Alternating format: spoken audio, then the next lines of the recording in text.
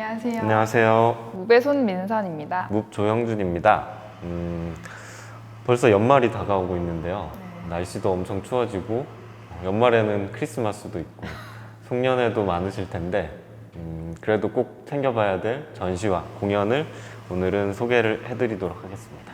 이번 영상에서는 다음 프로젝트 전시 및 공연도 소개를 하지만 또 신진 작가님들을 위해서 이제 예술인 대상으로 지원하는 그런 프로그램도 같이 소개를 드리려고 하고 있습니다. 짜잔. 네, 서울시립미술관, 남서울미술관에서 진행되는 서울 미디어시티 비엔날레 사전 프로그램이라고 하네요. 제목이 정거장이고요. 미디어시티 비엔날레가 2년마다 열리는데 내년에 진행될 예정이고 올해는 사전 프로그램을 진행한다고 합니다. 그러니까 어쨌건 비엔날레가 진행되기 앞서서 사전에 정거장 같은 그런 역할을 하는 사전 프로그램을 진행한다는 이야기네요. 서울 미디어시티 비엔날레는 2000년부터 시작이 돼서 벌써 20년이 됐다고 해요. 되게 역사가 깊은 그런 행사이고. 저도 2000년대 초반에 대학생 때 그리고 대학생 끝나고까지 많이 보러 다녔던 기억이 나네요. 어떤 작업이 기억이 나시나요? 글쎄요, 너무 오래돼서 특별히 기억나는 작업은 없지만 그래도 되게 이렇게 새로운 미디어 작업들을 많이 볼 수 있어서 그때는 많은 영감을 얻었던 것 같아요. 네네. 이 서울 미디어시티 비엔날레는 그 서울이라는 도시랑 미디어의 변화에 관심을 갖고 동시대성과 실험성에 되게 주목을 하고 있다고 합니다. 사전 프로그램 정거장은 남서울미술관에서 내년 1월 29일까지 진행이 된다고 하네요. 이번 프로그램은 글로벌한 지역, 그리고 비물질적 자원, 그리고 자생적인 제도라는 조건들이 이렇게 톱니바퀴처럼 맞물려서 돌아가는 미디어시티 비엔날레 이상적인 운영 방식을 시험해보는 프로토콜이라고 하는데요. 구체적으로는 20년간 아카이브된 도록이랑 그런 소식지들을 출판물들을 열람을 일단 할 수가 있다고 하고요. 그리고 글림워커스의 SMB 리믹스라는 작업은 미디어시티 비엔날레 시청각 자료를 재구성한 비디오 이미지 콜라주라고 해요. 홍보물이나 개막식, 인터뷰 영상 이런 약간 주변적인 것들이기도 하죠. 어떤 행사를 소개하는 그런 것들을 리믹스해서 선보인다고 해요. 지난 10월 1일까지는 전유진 작가의 코드 밀키트라는 워크숍이 진행되기도 했었어요. 그 전유진 작가님에 대해서 살짝 설명해 주시면. 전유진 작가님, 네, 저와도 되게 잘 알고 계신 분이기도 하고 이분은 원래 기술 쪽 공부를 많이 하셨어요. 그래서 여성 기술 랩을 운영을 하고 계시기도 하고 그리고 그런 기술을 통한 어떤 악기를 만든다거나 그리고 또 사운드를 제작한다거나 이런 작업들을 하고 계세요. 그리고 그 홍민기 작가님과 함께 서울 익스프레스라는 팀으로 활동도 하고 계시고요. 그 서울 익스프레스도 다원 쪽에서 많이 활동하시는 걸로 알고 있는데. 미디어와 그리고 퍼포먼스 이런 것들을 다 하시는 걸로 알고 있습니다. 그럼 코드 밀키트라는 제목 자체도 되게 코딩하고 밀키트라는 걸 섞어서 어떤 것을 할지 되게 궁금증을 자아낸 제목인 것 같아요. 그리고 그 외에도 안데스, 홍순철, 홍승혜, 강동구 등 다양한 작업자들의 전시를 관람할 수 있다고 합니다. 굉장히 기대되는 작가들이 많이 참여하네요. 큰 전시가 되겠네요. 네, 이건 어쨌건 그 사전에 하는 프로토콜이 된 정거장의 프로그램이고 그거에서 또 이제 연계돼서 진행되는 그 내년에 개최된 서울 미디어 시티 비엔날레가 더 기대가 되네요. 네, 꼭 보러 가도록 하겠습니다. 내년에도. 다음은 세마에서 진행하는, 그러니까 세마가 서울시립미술관이죠. 거기서 진행하는 신진미술인 전시 지원 프로그램입니다. 이 프로그램은 역량 있는 신진미술인을 지원을 하는 프로그램이고 2008년부터 전시 장소와 전시 지원금 그리고 특이하게 학예 인력을 매칭을 시켜주는 그런 멘토링을 제공해 오고 있다고 해요. 네, 2008년부터 2015년까지 작가 20명을 지원을 했었다고 하는데요. 그 뒤에 2016년부터는 기획자로까지 지원 대상을 좀 확대해서 운영하고 있다고 하네요. 프로그램 개설 이래로 총 249명의 작가 및 기획자가 선정됐다고 합니다. 굉장히 많은. 그리고 이런 지원금 자체가 국공립에서 제공하는 지원금 자체가 되게 중요한 역할을 하잖아요, 작가분들한테. 어떤 그렇죠. 역할을 하는? 특히나 처음 작업을 한다거나 아니면 작업 기간이 짧고 작업력이 많지 않은 신진 작가들 같은 경우에는 특히나 이런 국공립기관의 지원이 단순히 예산의 문제만을 떠나서 그냥 어떤 공적인 자리에서 작업을 선보이고 인정받을 수 있는 그런 기회가 되고, 그리고 앞으로의 작업을 이어나갈 수 있는 발판이 되는 그런 역할을 크게 하는 것 같아요. 네, 그리고 특히나 이 지원제도 같은 경우에는 학예 인력분까지 아예 같이 매칭을 시켜주시다 보니까 기존에 이렇게 운영하는 방식이라든지 진행에 익숙하지 않은 사람들한테 특히나 많은 도움이 될 거라고 생각이 되네요. 저희도 그랬듯이 어떤 이런 발판이 생기면서부터 작업을 이어나갈 수 있는 힘이 계속해서 생기는 것 같아요. 구체적으로는 지원에 선정하는 미술인들에게 전시의 기회를 제공하기 위해서 2008년부터는 전시 장소, 여기가 세마 창고가 있고요. 세마 창고가 저기 그 은평구에 있는 세마 창고죠. 그리고 세마 벙커는 여의도에 있는 지하 벙커를 개조한 전시 공간이라고 합니다. 그리고 전시 지원금이 또 있어요. 그리고 제작비와 홍보비, 인쇄비 등을 포함하고 있고요. 내부 학예 인력 매칭을 통한 멘토링도 지원한다고 합니다.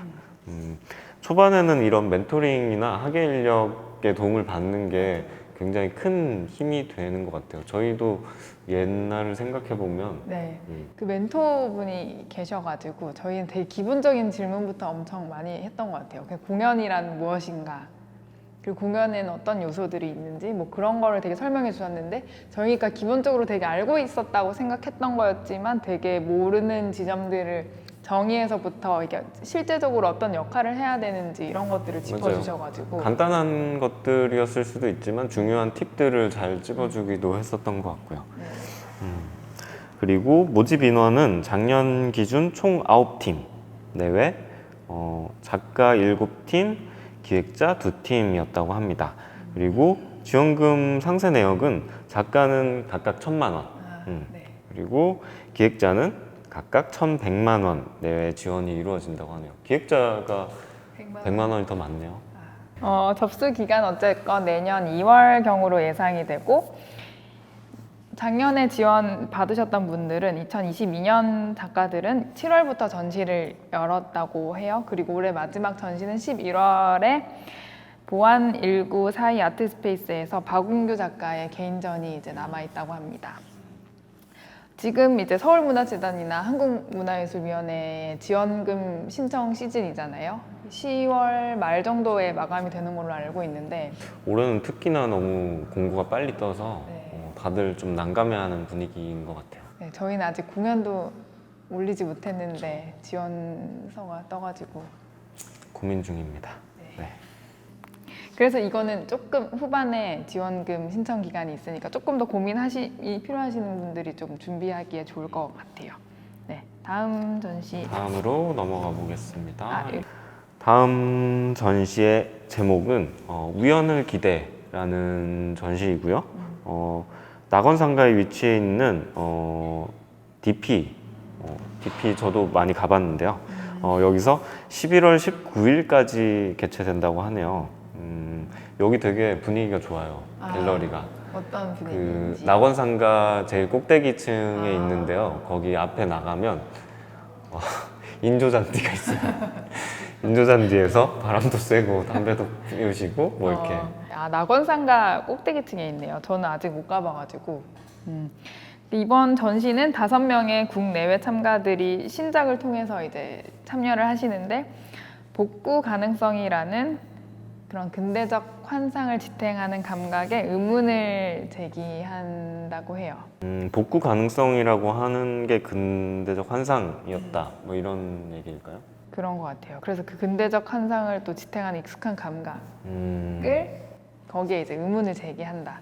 뭐 그런 취지인 것 같고, 그게 이제 구체적으로는 지금 이런 팬데믹이랑 또 연결이 되는 건데, 팬데믹 이전으로의 회복이 아니라 오히려 그냥 지금 바로 지금의 정체성에 시선을 돌리자, 그런 것을 권하고 있다고 해요. 그리고 전시 연계 프로그램이라고 크리틱 라운드업이 있네요.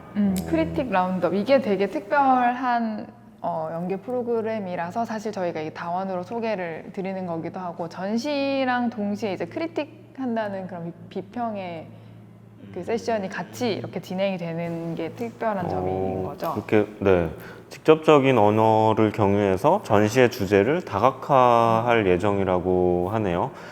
참여하시는 분들이 이현숙님, 윤현아님, 이여론님, 김얼턴님 이렇게 네 분의 다양한 분야, 그리고 미술, 문학, 만화 이렇게 다양한 매체 비평을 하시는 비평가 분들과 함께 온라인과 도록을 통해서 11월 초에 공개된다고 하는데요.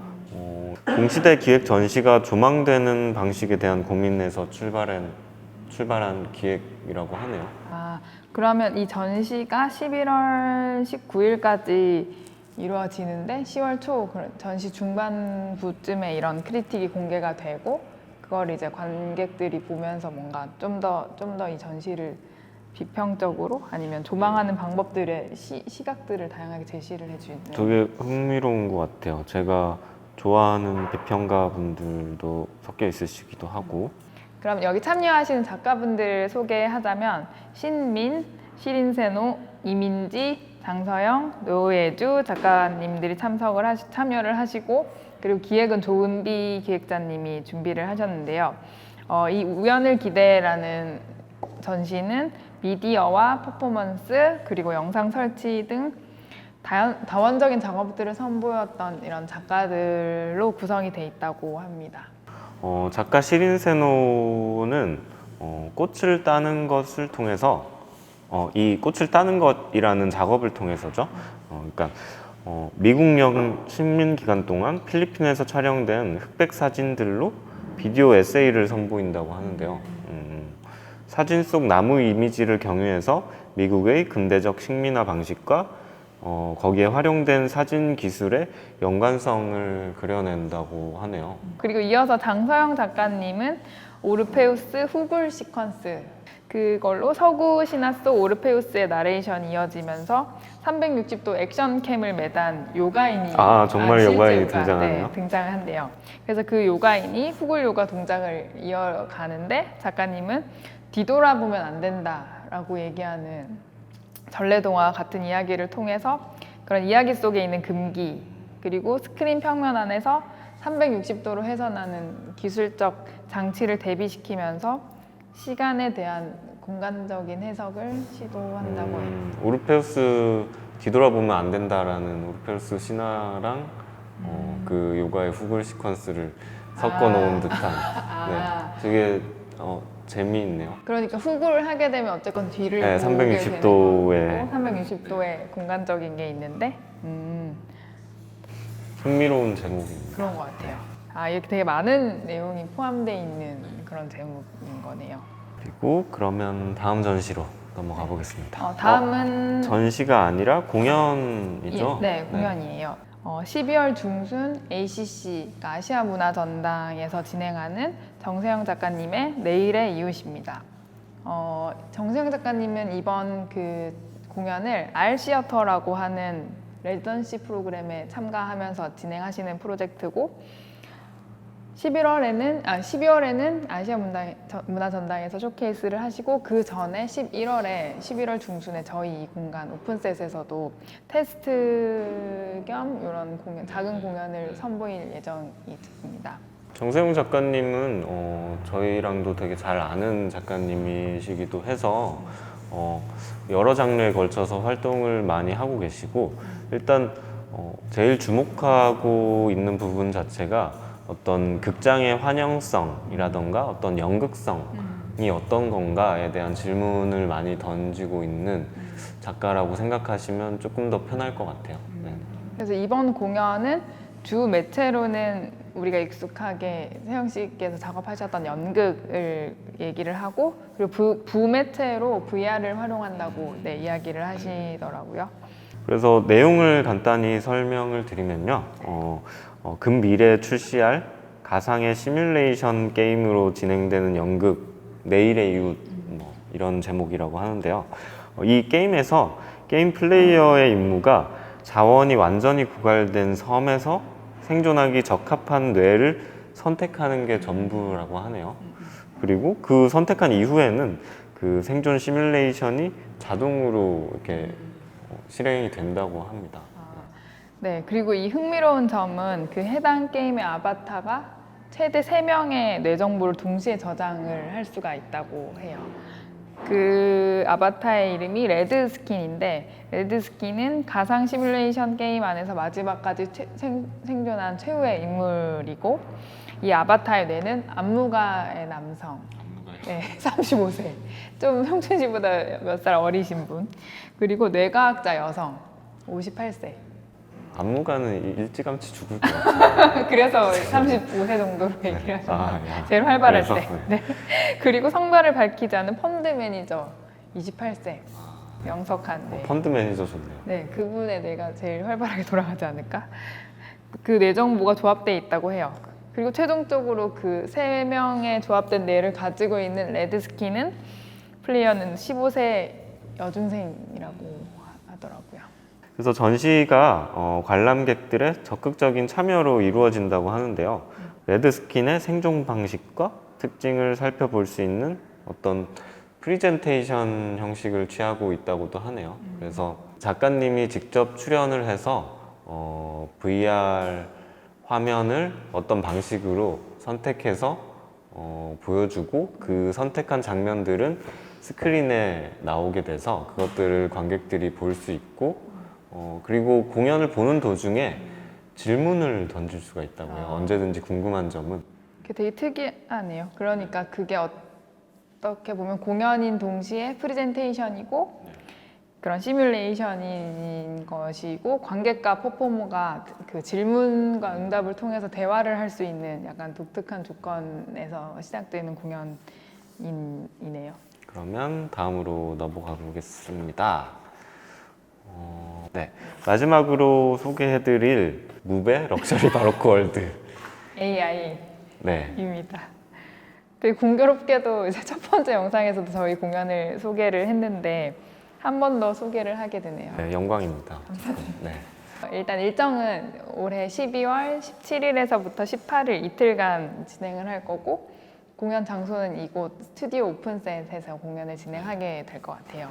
그래서 이 공연은 원래 작년에 있었던 서울역 문화역 서울 284 중앙홀에서 있었던 럭셔리 바로크 월드의 후속작이라고 얘기할 수 있을 것 같아요. 네. 그때 되게 심각한 사건이 하나 있었는데 저희가 이제 공연이 딱 이틀이었는데 주최 측에서 이제 공연을 신청하신 분들에게 확인 문자를 보내겠다는 문구를 넣으셨어요. 저희가 넣어달라고 하진 않았는데 그러니까 이 공연을 예약하신 분에게 예매 확정 문자를 드리겠다. 그렇게 하시고 예매 확정 문자를 안 보내주신 거죠. 그래서 첫날 공연을 많은 분들이 못 보러 오셨어요. 실제로 그게 매진이 됐다고 생각을 하시고 그래서 그런 관객들을 어떻게 다시 소환하자? 약간 이런 생각에서도 시작이 된 공연이기도 했죠. 정말 아찔하더라고요. 그 첫날 이렇게 준비를 다 해놓고 관객을 기다리고 있는데 아무도 안 오는 거예요. 네. 그래서 정말 속으로 우린 끝났다. 그냥도 안 오는데 예매를 하고도 안 오는구나 라고 생각했죠. 우린 정말 끝났구나 라고 생각했지만 나중에 그 소식을 알고 나서 주최 측에 너무 하고 나서 네, 진짜 울고 싶었지만 항의를 했지만 뭐 특별한 소용은 없었죠. 네.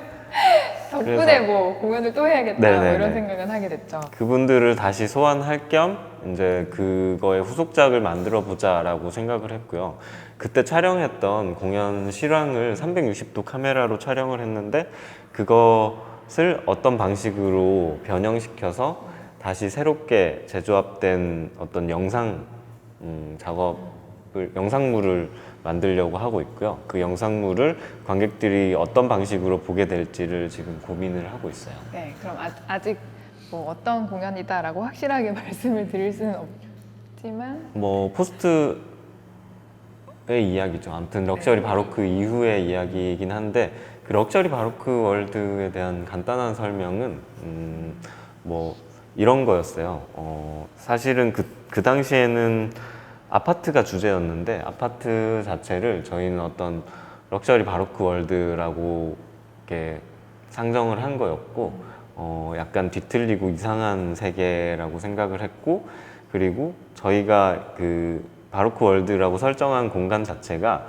은행이라는 시스템 안에 있는 이야기를 만들었어요. 그래서 그 은행은 후기 자본주의죠. 후기 자본주의가 멸망한 이유라고 저희는 이제 시대를 먼 미래 막 이렇게 생각을 했었고 그때 모든 자본주의가 다 멸망했는데도 은행은 살아남았고 은행의 기능 자체가 어떤 금융이나 경제를 담당하는 게 아니라 사람들의 이니시에이션을 도와주는 뭐 그런 역할을 한다라고 이제 생각을 했었던 거죠. 그렇죠. 근데 그 이니시에이션이란 무엇일까요? 이니시에이션이란 뭐 사전적 의미로는 어떤 단계로의 입문이라던가 어떤 단계로 들어선다 아니면 어떤 관문을 통과한다 뭐 이런 의미들을 갖고 있긴 해요. 그래서 저희가 그때 그냥 간단히 생각했던 이니시에이션은 그러니까 은행의 기능이 어떤 물적 자원에 대한 기능이 아니라 어떤 영적 자원에 대한 기능으로 나중엔 바뀌지 않을까. 만약에 살아남는다면 그냥 그런 이상한 생각을 한 거였죠. 그래서 이니시에이션이라는 게 어떤 영적인 단계에서의 어디론가의 진입 뭐 이런 것들을 한번 생각을 해봤던 거였고 이번 제목에서 AI가 붙어 있죠. 네네. 럭셔리 바로크 월드. 그 AI가 약 인공지능 (Artificial Intelligence) 라고 생각하실 수 있겠지만 아닙니다. 이게 아니라 AI는 애프터 이니시에이션이라고 해서 그때 이제 저희가 관객들을 어쨌건 다른 어떤 공간이나 세상으로 진입하게 했던 그 이후의 이야기를 이번에 풀어보겠다라는 생각으로 AI라는 부제를 뒤에 따라오는 제목을 붙인 거죠.